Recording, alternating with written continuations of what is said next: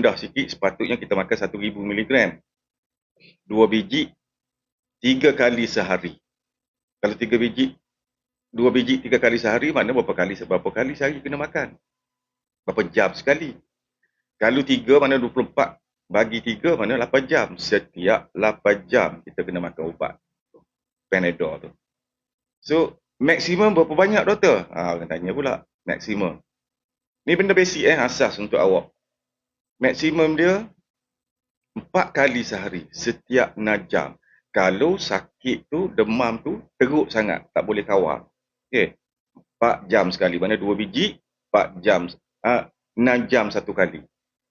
Sebab QID ni, QID 4 kali sehari.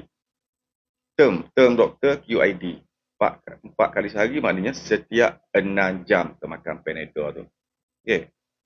So, nak beritahu awak sini saya nak beritahu awak sini, kalau ikut doktor lah.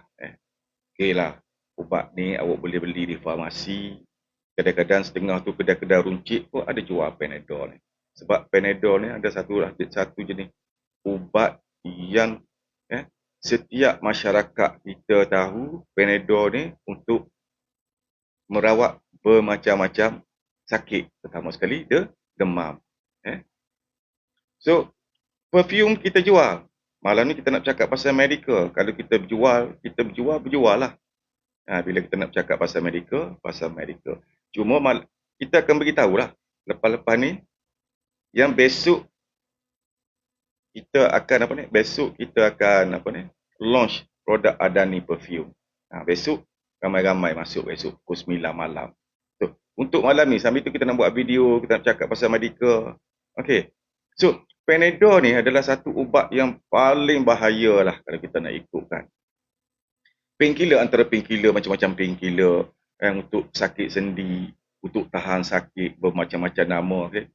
Tapi Panadol ni antara satu ubat yang bahaya tau. Sepatutnya tak boleh ada dalam pasaran, tak boleh jual. Mesti kena ambil dengan doktor.